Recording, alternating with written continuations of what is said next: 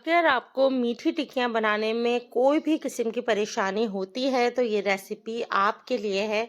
आज हम लेकर आए हैं मज़ेदार क्विक बनने वाली मीठी टिक्कियों की रेसिपी।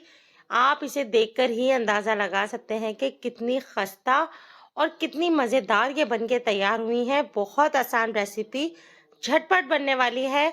इस रेसिपी को स्किप नहीं कीजिएगा और साथ रहिएगा रेसिपी में और देखते रहिएगा कि ये जबरदस्त रेसिपी हमने कैसे तैयार की है। तो चले चलते हैं अपनी रेसिपी की तरफ। बिस्मिल्लाहिर्रहमानिर्रहीम, अस्सलाम वालेकुम। यहाँ हमने ग्राइंडर जार ले लिया और उसमें सबसे पहले हमने 1 कप डाल दी चीनी और साथ ही मोटी वाली काली वाली जो इलायची होती है साबुत, हमने वो ऐड कर कर इस चीनी को ग्राइंड कर लिया। यहाँ चीनी हम बिल्कुल बारीक ग्राइंड करेंगे और रेसिपी ऐसी शानदार और क्विक शॉर्टकट तरीके से बनने वाली है कि मैं आपको बता नहीं सकती। एक बड़े बाउल में ये चीनी हमने ऐड कर दी और साथ ही यहाँ पर हमने कोकोनट पाउडर ऐड कर दिया जो कि तकरीबन 3 टेबलस्पून था और 3 टेबलस्पून ही यहाँ हमने तेल ऐड कर कर 1 कप दूध डाल दिया।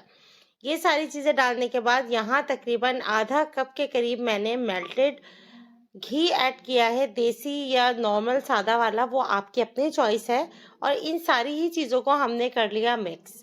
सारी चीज़ें मिक्स करने के बाद अब आप देख लें कि ये कितना ज़बरदस्त सा एक पेस्ट सा तैयार हो गया। अब हम इसमें डालेंगे तकरीबन 2 कप के करीब मैदा और मैदा हम इसमें मज़ीद ऐड कर लेंगे अपने जो हमारा डो बनेगी ना उसके हिसाब से। ये देखिए अभी थोड़ा थोड़ा सा मुझे गीला महसूस हो रहा है, थोड़ा सा मैदा हम और ऐड कर देंगे। एक फाइन सी डो तैयार कर लेंगे। बस इसी तरीके से हमने फ़ौरन ही ये डो तैयार करनी है और रेस्ट नहीं देना। अमूमन लोग रेस्ट देने के लिए रख देते हैं, अगर आप इसे रेस्ट नहीं भी देंगे तो भी कोई मसला नहीं है, लेकिन 5 मिनट का रेस्ट ज़रूरी है। 5 मिनट के लिए सिर्फ रेस्ट दे दें बस, इससे ज़्यादा नहीं। बीच से कट करें और कट करने के बाद यह आधा हिस्सा हमने अलग कर लिया। इसको हमने प्रॉपर शेप में गोल करके और इसको आप बेलना शुरू कर दिया। बेलने के बाद अब हम इसकी कटिंग करनी शुरू कर देंगे। इतनी शॉर्टकट रेसिपी, जिनको मसला होता है मीठी टिक्कियाँ बनाने में, आज के बाद उनको कोई मसला नहीं आएगा। बेलते वक्त बहुत ज़्यादा ना पतली करनी है ना बहुत ज़्यादा मोटी करनी है। कोई भी ढकना या कोई भी कटर कुछ भी आप देखकर ले लीजिए और कट कर लीजिए।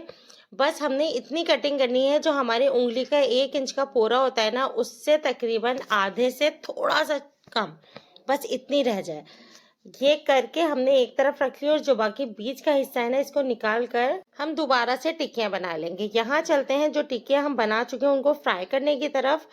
घी को हमने थोड़ा गरम किया और गरम करने के बाद आंच को बिल्कुल स्लो कर दिया, बिल्कुल स्लो। अगर आप चाहते हैं कि आपकी मीठी टिक्कियाँ बहुत ही खस्ता करारी बने तो इसको फ्राई करने में आपने करना यह है कि बिल्कुल ही हल्की आंच पर इसको फ्राई करना है, चाहे आपको कितनी भी देर लगे। इससे फायदा ये होगा कि जिस वक्त आप इसको अपने बॉक्स में, एयरटाइट बॉक्स में करके रखेंगे, चाहे कितने भी दिन आप रख लें, आपकी मीठी टिक्कियाँ जो हैं वो खस्ता ही रहेंगी, कड़क नहीं होंगी। अमूमन लोग की जब ताज़ी ताज़ी होती हैं तब तो बड़ी अच्छी लगती हैं, लेकिन थोड़े दिन गुजर जाएं, 1-2 दिन गुजर जाएं तो वो बिल्कुल कड़क हो जाती हैं, जो कि बिल्कुल नहीं खाई जाती। तो ये बिल्कुल भी ऐसी नहीं बनेंगी।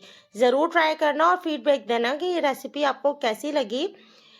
इतनी क्विक रेसिपी है। रात को 2 बजे हम बनाने के लिए खड़े हुए और 2:20 पे हम बैठे हुए मीठी टिक्कियाँ खा रहे थे और 5 मिनट हमने आटे को स्टे भी करने के लिए रखा था थोड़ी देर के लिए, तो इसलिए, वरना ये रेसिपी 15 मिनट में बनके तैयार हो जाती। मुझे यकीन है कि मेरी ये रेसिपी ज़रूर पसंद आई होगी। अगर पसंद आए तो लाइक करिएगा और कमेंट करके बताइएगा कि ये रेसिपी आपको कैसी लगी। फ्रेंड्स फैमिली में डेली कुछ शो को ज़रूर शेयर कीजिएगा और अगर आपने चैनल को सब्सक्राइब नहीं किया तो कर लीजिएगा, बेल का बटन भी प्रेस कीजिएगा ताकि आने वाली तमाम ये रेसिपीज़ आप तक पहुंच जाएं। इंशाल्लाह कल किसी ज़बरदस्त रेसिपी के साथ आपसे मुलाकात होगी। अपना ख्याल रखिएगा। कल तक के लिए अल्लाह हाफ़िज़।